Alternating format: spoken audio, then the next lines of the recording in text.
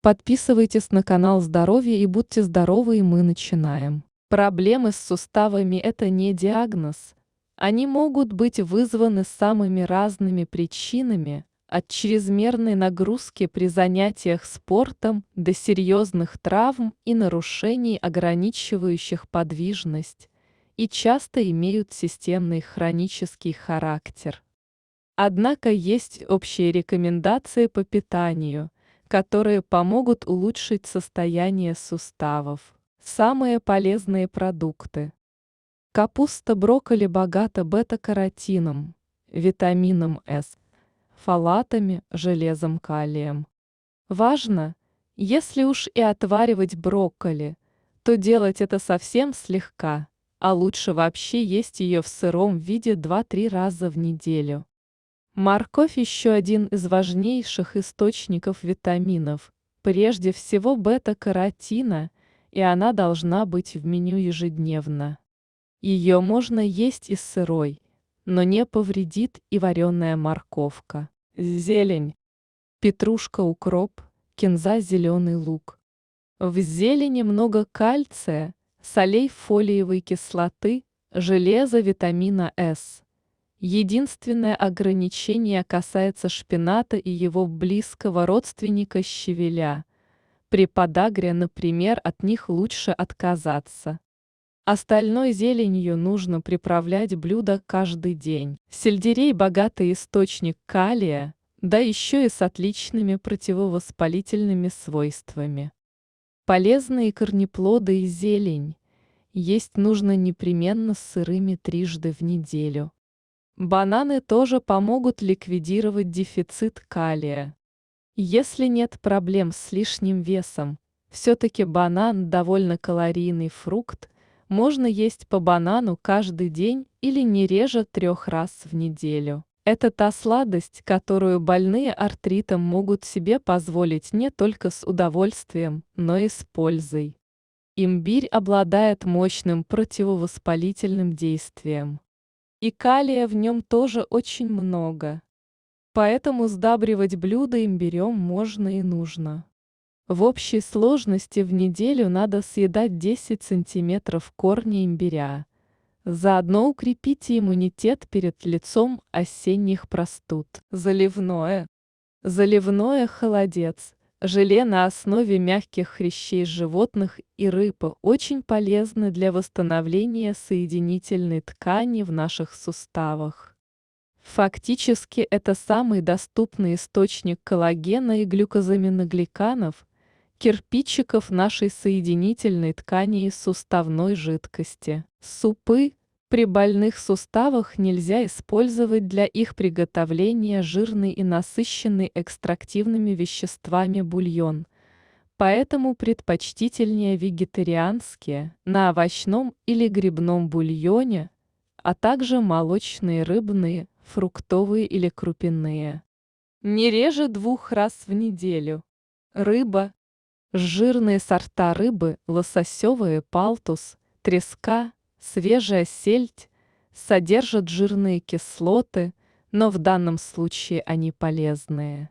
Ненасыщенные жиры группы омега-3, которые буквально смазывают больные суставы, оказывая противовоспалительное и регенерирующее действие.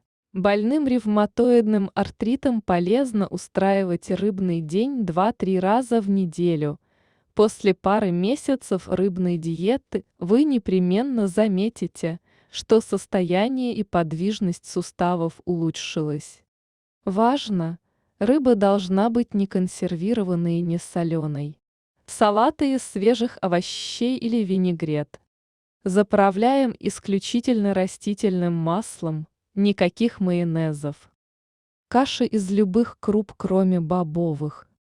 Каши можно варить на молоке или на воде, есть с ложечкой сливочного масла или подавать как гарнир. Очень полезен несоленый дикий, нешлифованный рис. От чего нужно отказаться? От сладкого. Быстрые углеводы, особенно выпечку, чистый сахар, нужно строго ограничивать. От соли. Блюдо лучше вообще не солить. заменяя соль пряностями и приправами, лавровым листом, укропом, петрушкой, корицей, гвоздикой. Отжарение. При больных суставах лучше готовить еду на пару или отваривать. От тяжелых жиров. Они содержатся в печени, языке, других субпродуктах. Аут. Нежелательно также употреблять в пищу жирные сорта птицы, утка, гусь и мясо, свинина, баранина. Не стоит есть мясо молодых животных, цыплят, телятину и тому подобное. От бобовых. Горох, фасоль, чечевица. Они препятствуют выведению мочевой кислоты из организма и засоряют суставы. От винограда и виноградного сока. Слишком много сахара в нем содержится, что суставам вредит.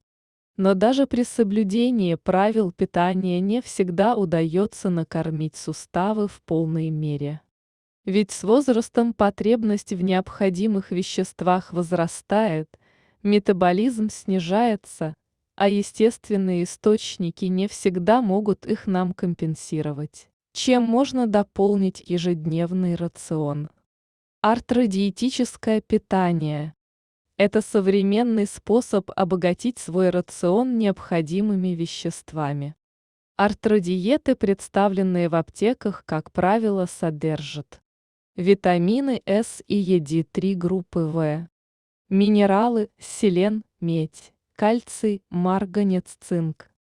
Органические комплексы, например, метилсульфонилметан, источник органической серы, источники гликозамингликанов, глюкозамин-сульфат и хондритин-сульфат, стимуляторы выработки коллагена, аминокислоты пролин и гидроксипролин, пептиды коллагена, экстракты растений, например, босвелия серрата или хвоща полевого. Артродиета является полноценным элементом правильного питания ПП и способна позаботиться не только о хрящевых и костных тканях суставов и позвоночника, но и о сохранении оптимального витаминно-минерального баланса или, например, о защите кожи от неблагоприятных воздействий внешней среды.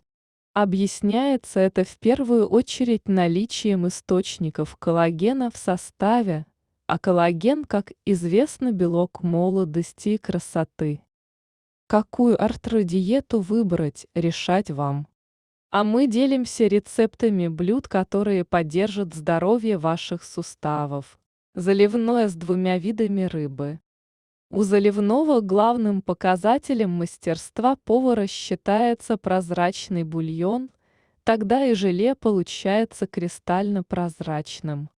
В праздничной версии лучше использовать как можно больше разных рыб. У заливного из 2, а лучше 3 рыб вкус богаче. Пошаговый рецепт приготовления. Шаг 1. Приготовьте бульон.